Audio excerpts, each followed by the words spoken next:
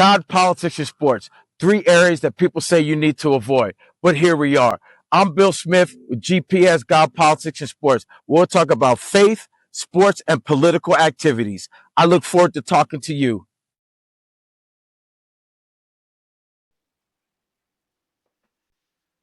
Once again, as it says, God, this is God, Politics, and Sports, and I am your host, Bill Smith, and we're going to have a great time with this.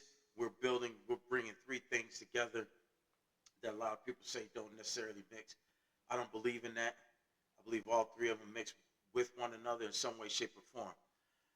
But before we get any deeper into a lot of those things, I'm gonna let you know a little bit about me. I'm not real difficult. No, I could be difficult. I'm not real complex. Not hard to figure out.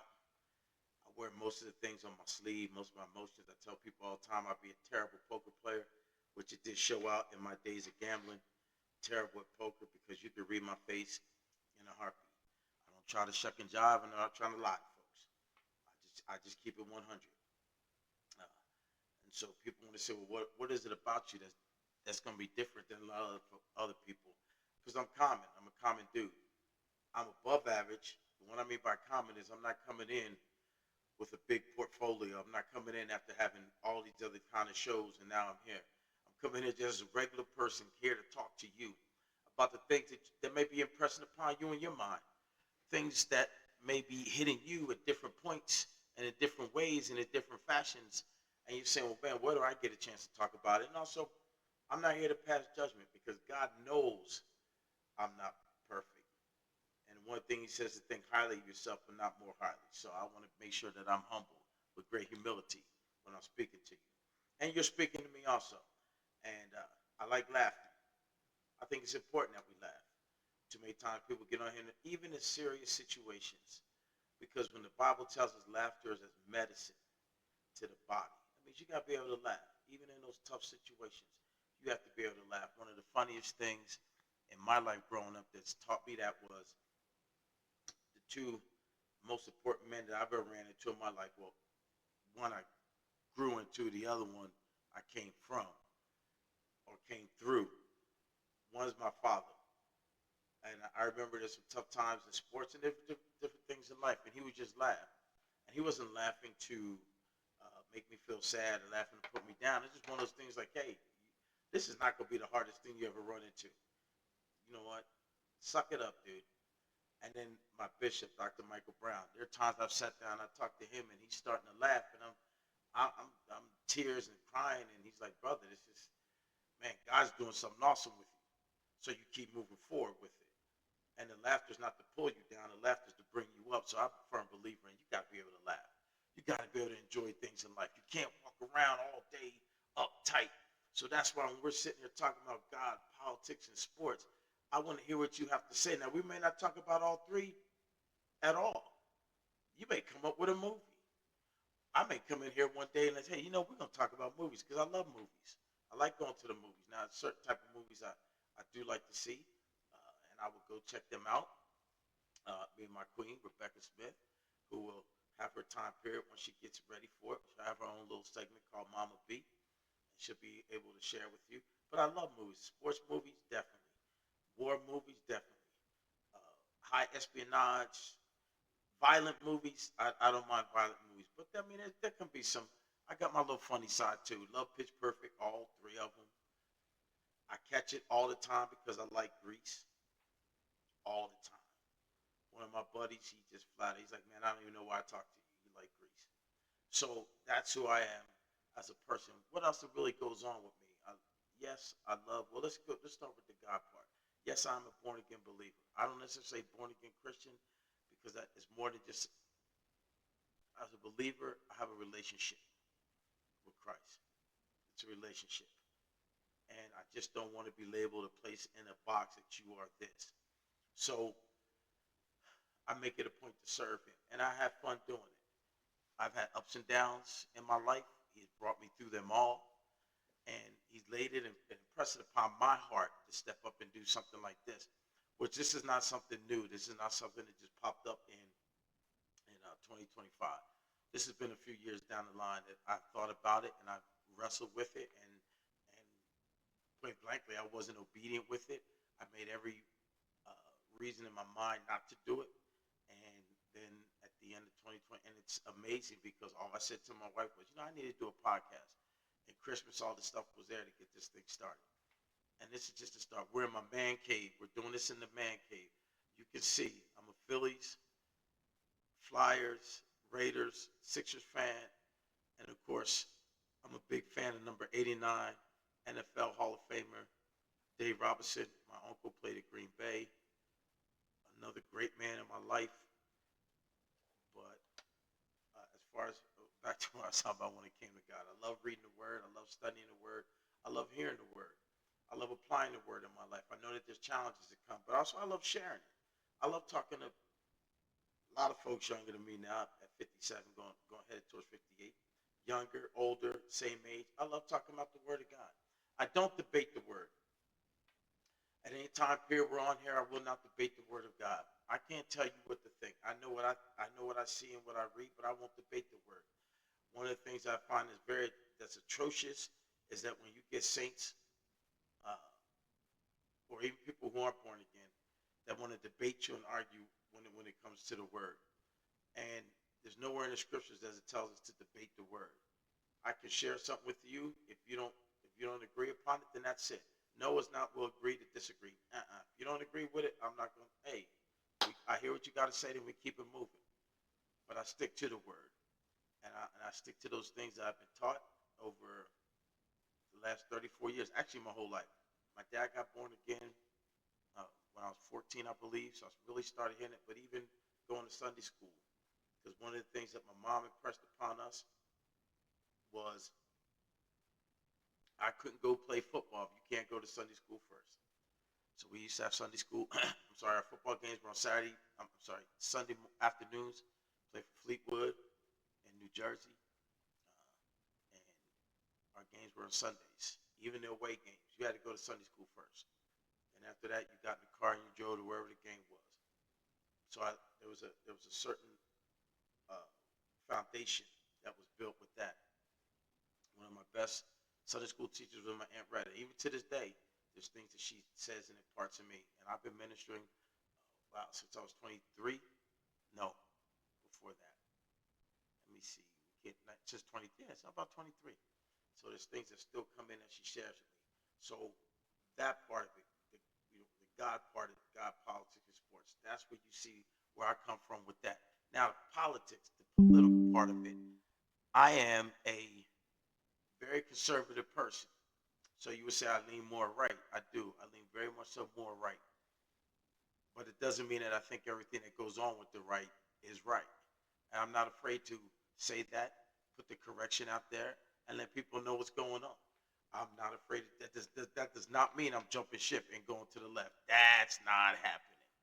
I can't see as a believer that how I can support a party that supports abortion. Because I'm not against abortion, it's killing. I'm not for that. I don't support those things that the Word of God doesn't support. That does not mean that I think everything is right on the right or the Republican side of the House. There are many things that they do and come out with and believe and stand or say that does not line up with the Word of God, nor lines up with all the things that I believe I think is correct. I think people have Trump syndrome? Yes, I do, but I think it goes both ways. I think people have it so much they don't think he can say or do anything wrong, and they have it the other way. No matter what he says it does, the man can walk up here and say, "Here's the cure for cancer," and then people will get mad and say, "Nope, you can't take cancer. You're taking money out of doctors' pockets for treating cancer." Just silly stuff like that. So, but I keep it 100. If you once we get on here and we start exchanging conversation, you're sending in things. We're online. We're on our YouTube channel. You're sending in things, and and I'm reading. I will read your questions, read your responses, and then we'll keep it rolling. I can't change everything about you, but I hope I impress upon you in your mindset and what you're doing. Politics is a dirty business. I do have some aspirations to one day get into it, but I really can't right now because I'm in law enforcement federally, so there's rules that come along with that. But it's still a good time. It's a good thing to learn. It's a good thing to be about. It's a good thing children. We live in the greatest country in the world. There ain't too many other places you can go and do or say the things that people say and still go home at night safely. Most of the time. Do I think that there are people no, I don't think, I know. There are people out there that are paying people to act a fool, and if somebody gets hurt or killed, it presses or pushes out an agenda that is utterly destructive, and the side that is supposed to be supporting doesn't even realize it's destroying them as well. And it happens, I think, mostly on the left, but I don't see too many things on the right. I'm sure there's people out there on the right to do some silly things too.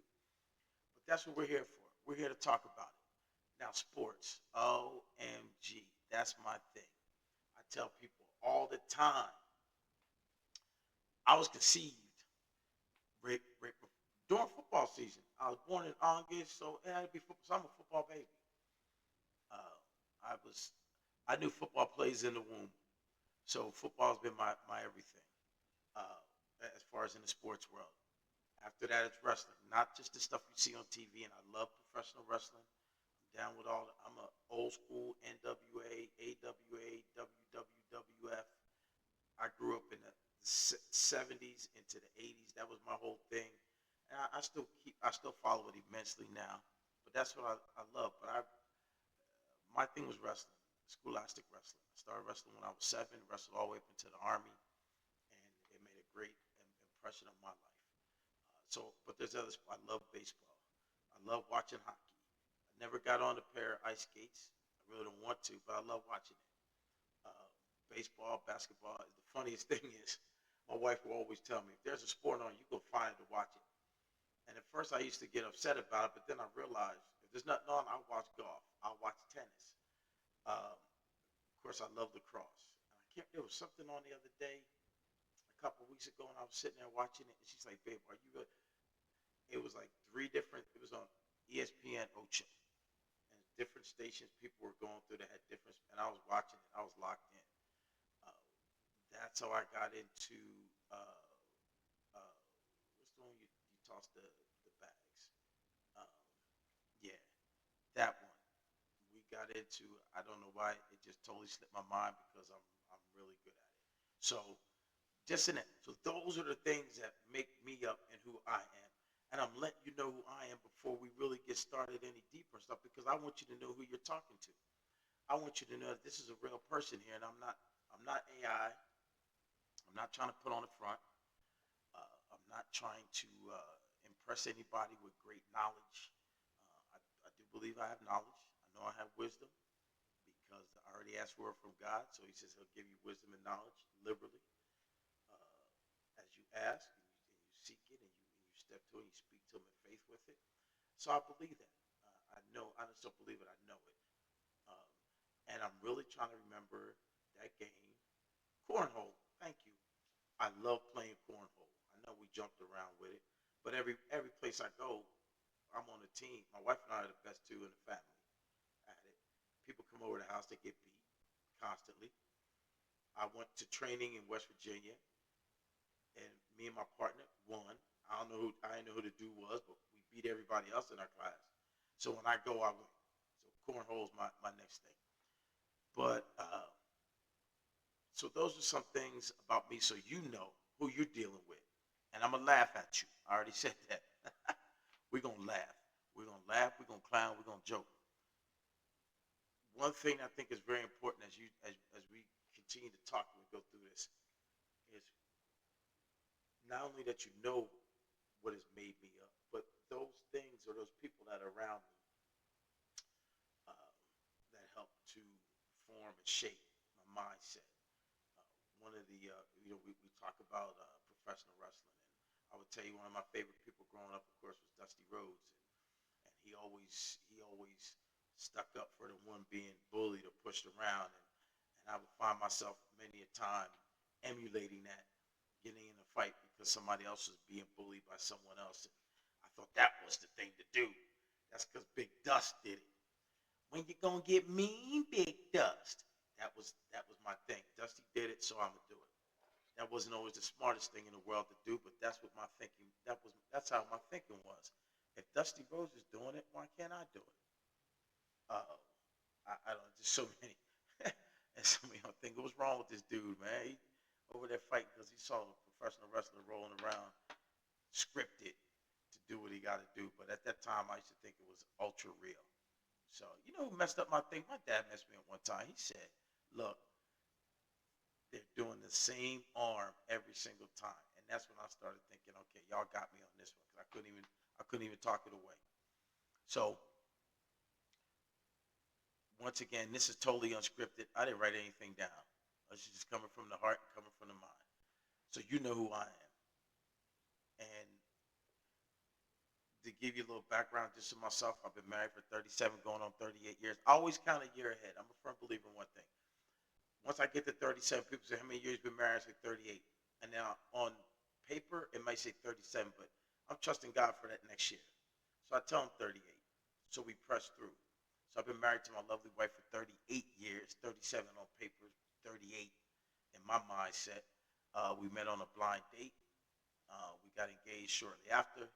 We got married shortly after that, and we've been together ever since. I have four beautiful children, three the old-fashioned way, and one we picked up off the street when he was 16, and he never left. No, no, he didn't do that. He, he's gonna see that and say, "Wow, pops." No, he was a teenager, and he was going through some things, and his mom was still alive, but he got involved in our family, and he's been with us ever since. So he's been with us for 30 years, and that's Israel. Then my oldest daughter is Stacy. She, I wonder if she get mad if I give her age out. Well, I don't know. I don't care what she's gonna do. Get mad. I think she's 36. She don't look it, so that's the good thing. She looked 46. No, she doesn't. No, she doesn't. But uh, she she has a beautiful family. Her and her husband and our three grandchildren live in San Antonio. Uh, I have a national qualifying uh, volleyball player granddaughter. JCC's 15. Uh, my other granddaughter is Callie. She's 11, and she's a thespian. She's been in a few plays as well as she sings. And then my big baller down there who loves football, Bo. He's 5. He's ready to play tackle.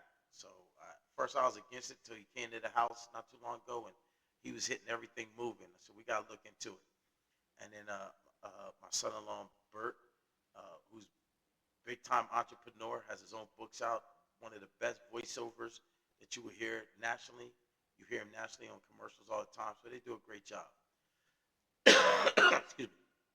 My daughter Sarah, she's married to Darius. They've been married for going on a year, close to a year. And Darius, I used to call him Little Black Licorice because he's black and thin, like like black licorice. But the best thing about him is he's a Raider fan, and the worst thing about him is he's a Knicks fan. So, but outside of that, Darius is squared away, and then Sarah's the one that I still really trusted and believe in God. She hears from God, and she looks into going into law school. Now my wife and I, we were set up to finance her college and into law school, etc. But she took a different route. So she's married now. So you and your husband pay for it. I'm not. So, but they are a young couple, and I look forward to their family growing as well. And then the baby of the bunch is well with Israel. I talked about how we met, but his wife's Oretis. She's awesome. They have two sons. Who's married and he lives in California, and Anthony, who's headed to finishing out his senior year in high school, and then he is headed to college, Cisco College. We'll probably end up playing center, either center or guard. So he's a baller, good football player. But don't tell him I said that because it'll mess up our relationship. No, I'm just teasing. And the last of the bunch is Trey. He's Trey because my dad's senior, I'm junior. He's the third, and Trey's married to Kashawn, and Kashawn's dad is one of the elders in our church, so they know. The funniest thing is Kashawn never didn't even like the dude, but you see how God changes hearts. So they're married. They have their oldest son, who's 3, going on 3 is Ivy. Why is he Ivy? Is IV like the fourth because he's the fourth. So he's William Frederick Smith the fourth. And then our new baby girl, uh, Nevaeh, she was just born and not too long ago. So she actually just a few days ago, a week or so ago, uh, and she's the new one. She's the new baby of the bunch. So that's the third granddaughter. So overall, I got 7 grandkids, and the family keeps growing. But the most important part is we love being around each other. And I think that's so important, man, that we're around each other. We enjoy each other's company. We laugh at each other. We play spades. The kids can be upset, but we stick together. And that's one thing that I really appreciate, especially with my wife, because she applied that good. And remember something, husband is another word for it's house band. It's the man that is binding up the house, keeping it all together. But within that, and my responsibilities within that, there's also a woman who makes sure that there's glue in that band, and she's done a great job with that. So I would definitely give her all the credit and that God has done with her in that. So that's just a lot about that makes up with me, with my family, etc. Now, growing up, I've had some awesome men in my life, some great coaches. I can go all the way back to Little League Wrestling with Ray Jasper, who looked racism in the face when I was the first black kid on Green Tree Wrestling, and it was out of Mount Laurel, New Jersey. We started when I started out. Think we were practicing at it used to be Western Union. No, I can't remember the name of the place. I'm sorry. And then we started going to Leonard P. High School. So we were Green Tree Wrestling, and then I played football for Fleetwood. So I had some great coaches there, Coach Thompson, uh, uh, Coach Griffin, my uncle, my dad coached. So I had a lot of Coach Mosley, who was awesome. I had a lot of great coaches and men that said things that impart things in my life that was important. And as I get into high school, Coach Lawrence, but first off, Coach Allen, who, which is apropos for this time period, his nickname to me was Mouth because I would never shut up. So I remember getting the jacket and it had Mouth on it, which the next person, Coach Loring, and me and his son are still friends to this day. Mrs. Loring, I remember buying me my freshman jacket. She saw it sitting up in the window of the store, and I looked up the next day, and it was either it was Rick or Coach Loring gave it to me at school, but it had the nickname Mouth on it because that's what Coach Allen would call me. Coach Allen went to Penn State, and I think he played football at Penn State. And then Coach Loring was one of the best coaches I ever had in football. And not just that, but he was also a mentor. And up until, I think the year before he died, we stayed in contact. Uh, every time I would see Rick, I would go see Coach Loring, and we were able to talk. And he would still coach me up, share things with me, just so many anecdotes and stories that would come about that were so awesome. It was really a blessing. And then also my wrestling coach, Coach Jack Welch. I don't think I've expressed or fully and rightfully expressed how much I love and appreciated him. If I'm correct, I think I was the first black wrestler on Morristown Wrestling. He didn't make that. It never was an issue. Actually, it was never a point of conversation. I'm the only one who really brought it up. But after that, other guys started coming in. My best friend Sean, my cousin Mike, Johnny Johnson, who I think is the greatest wrestler of all time out of uh, Morristown. He didn't win states or anything, but I think he ended up being the greatest wrestler to me, anyway, that ever came out of Morristown. Uh, so so many kids down the line came from that. So myself and Sean, we were the first black captains at Morristown High School, and you would say, well, Morristown, man, it's in New Jersey. It's named Quakers. And it's a little more liberal, but you have some undercover racism. I mean, let's just call it what it is. And my Morristonians, you'll get over it, but there's some undercover racism. People would say one thing to your face and then act another way behind your back. We knew it. I knew it. I even spoke about it. I talked about it to people, but it happened. But I don't walk around all swelled up about it because it's not a big deal. It didn't affect me then. I'm definitely not gonna let it affect me now. But just going through those years, Mr. Tanner, he never coached me, but um, he was a great history teacher. So I loved him as a history teacher. I remember Mrs. Marshall. Now This what she used to say. I love your heart. I love your heart. Those things that people say that want you to make you want to teach. Now I'm not a teacher yet. I'm looking into it as far as doing my podcast as well as teaching. But I love teaching. So some of these teachers were so awesome in that and making me want to teach, and making me want to be a part of being a teacher. So that's just some of the things that help make me. Now going into college, one too many that really impressed me in college. I was uh, too busy doing all the wrong stuff. But in the military, people like a John Kelly, great impact. Uh, he was one of the best NCOs I ever had in my life, and he was a friend as well. I used to love when he was to say, "Look, when we're at work, we're at work. When we're at home, we're home." We better learn how to separate the both, and I had to learn that over the years. But it was a great life lesson, and I saw his order and his how he kept things organized and how he could lead in such a manner that people wanted to follow him, and he was just awesome. So John, so we called him Smoke at that time. If you know anything about artillery, you know what that is, and then there's so many others coming through, and I try to remember all the names, but they don't always all come to mind. But there's some great ones, and even in working in CBP, some of the a government job. You put it like this: there's a lot of politics in government jobs, a lot, a whole lot. So you have to learn how to uh, work around those things, especially in law enforcement, especially on the border, especially with Customs and Border Protection. It used to just be U.S. Customs, but every 4 years when there's a new president, or if I'll say 8 years, or somebody stays for 8 years. I've been in since 1996. So my whole time in the military, I'm sorry, in Customs, started with Clinton, I believe. So I went Clinton, Bush, Obama, Trump, Biden, Trump. That's a great this this great change in each one, and in each one of those changes it affected on how we did business. And within that, we had some good leaders, of Mr. Molosky and some others that we had that good leaders. Some of the leaders I have now, I think, are good leaders, even though I can drive them crazy at times. We have some good leaders out there. So that's me.